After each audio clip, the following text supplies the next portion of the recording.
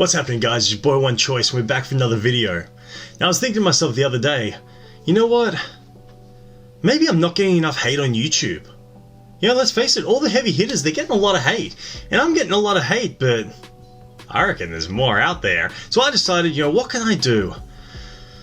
Should I do something really passive? And I was like, you know what? I should do something really passive, something really easy listening.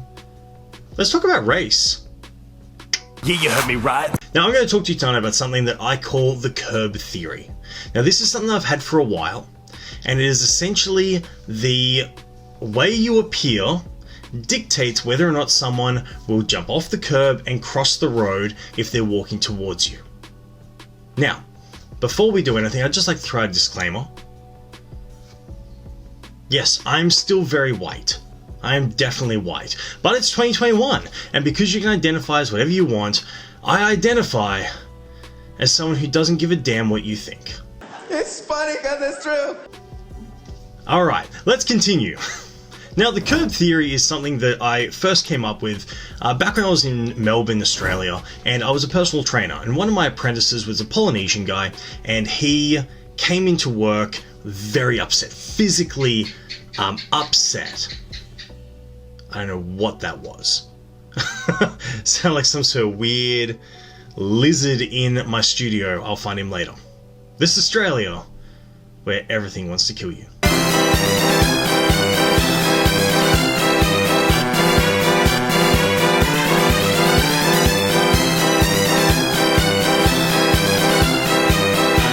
Tourism Australia, sponsor this video. Anyway. Now, he came into the studio very, very upset.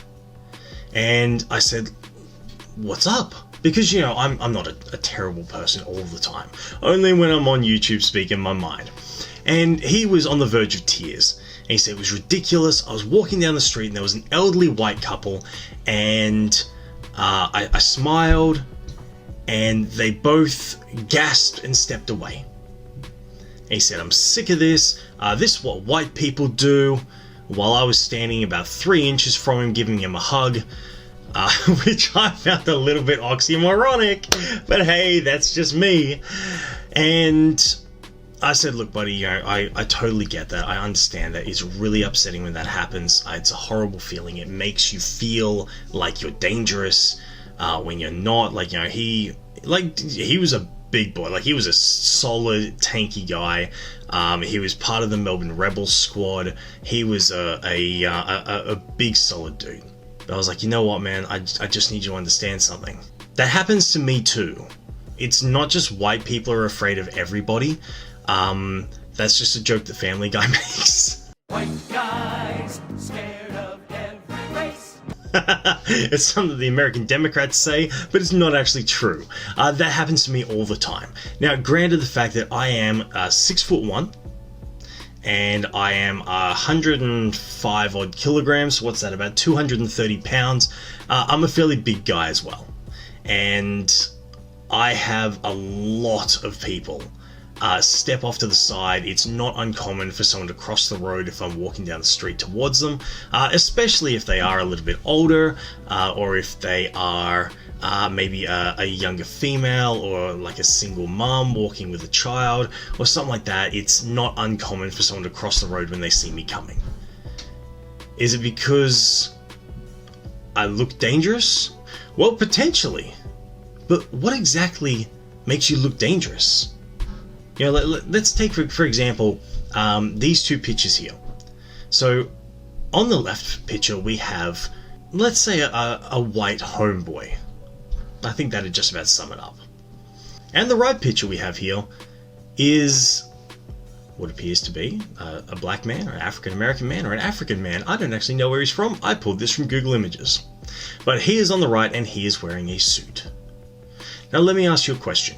Who here can tell me which one is most likely to be intimidating, to mug you, to seem like they might attack you? Correct, it's obviously the black guy. I'm joking. I'm joking. It's obviously not, okay? Why? because it's all about body language, it's all about appearance. Alright, this lovely black gentleman in the suit looks like he is a lawyer or an accountant or a doctor. He looks sophisticated, he looks smart, he looks well educated, and that's exactly what he comes across as. This kind of trailer trash looking dude, who kind of looks like he's straight out of the cast of 8 Mile, he looks like he is a junkie. He looks like he would be an intimidating person to be around because he might be unbalanced. He might be a little bit unsettled. He might be not quite mentally centered.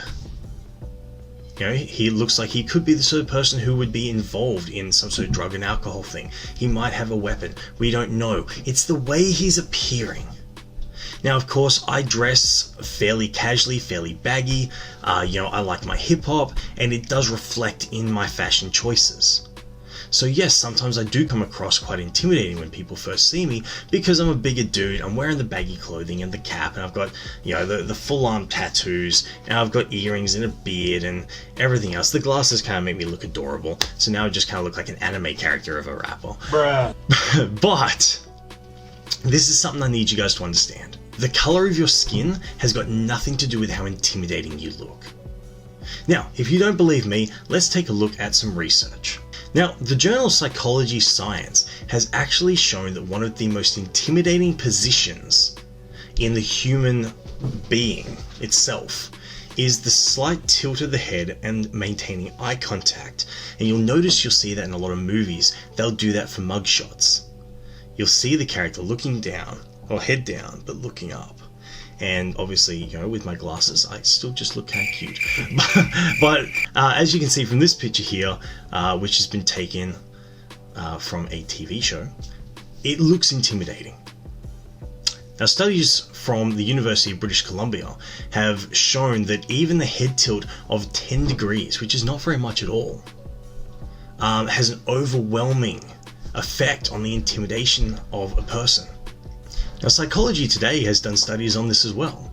I've actually got it here in front of me, so I'm just going to read it out to you because I want to make sure I'm as factually as possible. So, one of the most intimidating things that Psychology Today has found out is the mode of dress. Fancy that? Who would have thought?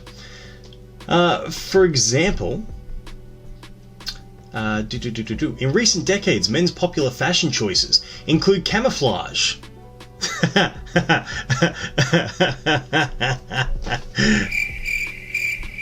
Camouflage, hunting style outfits, combat boots, all of which suggest power, dominance, and aggression. How often do you see rappers in outfits like that? It's part of the hip-hop culture. It's the fashion choice of the hip-hop game. Of course, people who dress like that are going to appear more intimidating.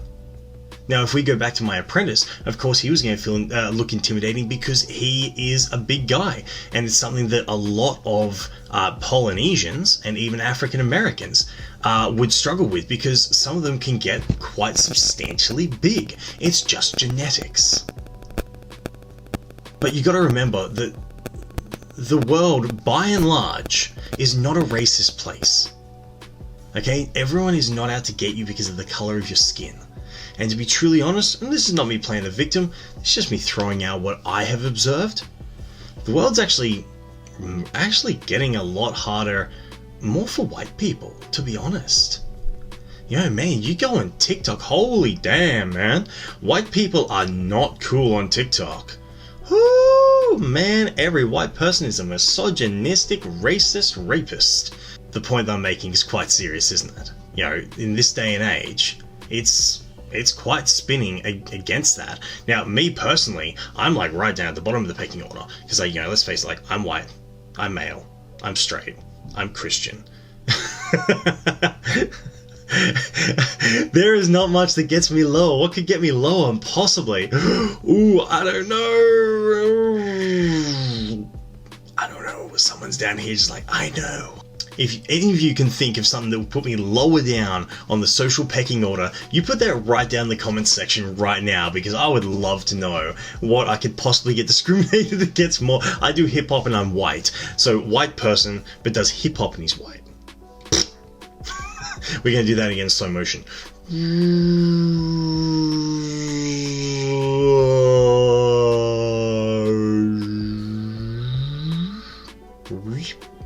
slightly up because I'm dope. Bruh. Alrighty. Now, look, I've made a couple of jokes. I have tried to keep this a little bit lighthearted because it's a really serious topic. But here's what I need you to understand. The curb concept is not racial. The curb concept is all about intimidation. It's the way you present yourself. Alright, if you're walking around with a singlet and, Timberland boots and, you got a Crips do-rag on your head, and you're walking around like you're a thug, that's exactly the way you're going to be perceived. If you throw on a suit and you look schmick, that's exactly how you're going to look. Case in point. If you guys have any comments, anything you would like to add to this, I would love to hear what your thoughts are. So in the meantime, I'm One Choice. You guys stay classy. And by the time you guys see this, I will have already performed. But I'm performing 6 times in 2 days this weekend. The 20th and the 21st of November 2021, I am at the Toowoomba Gospel Festival. And if you came and saw me, I'm glad you're watching this video too. Take care, guys. God bless. Have yourselves a great weekend. Peace out. I will never be ashamed of the land where I was born. A day to stand up proud so our unities are torn. Snags on the grill, have a beer and watch the cricket.